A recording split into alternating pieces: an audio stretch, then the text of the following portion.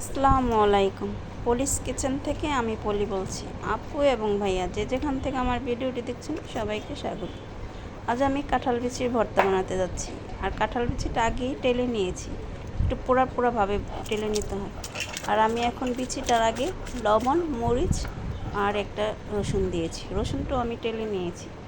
আর মরিচটা আগে বেটে নিতে হয়, কারণ কাঁঠাল বিচির সাথে মিক্সড হয় না, এই জন্য আগে একটু মিক্স করে নিতে হয়। আর মিক্সড হলে এই যে আমার কাঁঠাল বিচিগুলো আমি মিক্স করবো এটার সাথে। আর লবণ তো এটার সাথে দিয়েছি। আর এখন আমি ভালোভাবে এটাকে মিক্স করে নেব।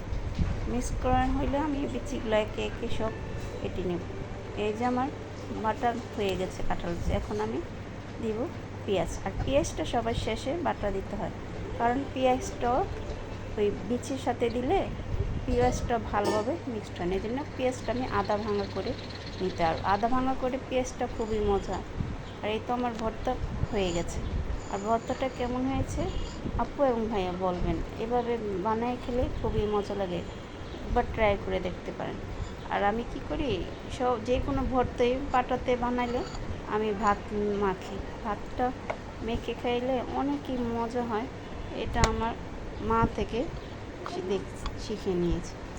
কিন্তু দেখছি সব সময় আমার মা পাটা থেকে ভাত মাখা নলা করে আমাদেরকে দিত, তো সেইটাই আমি করি, যেই ভর্তাই বানাই। কিন্তু খুবই মজা লাগে।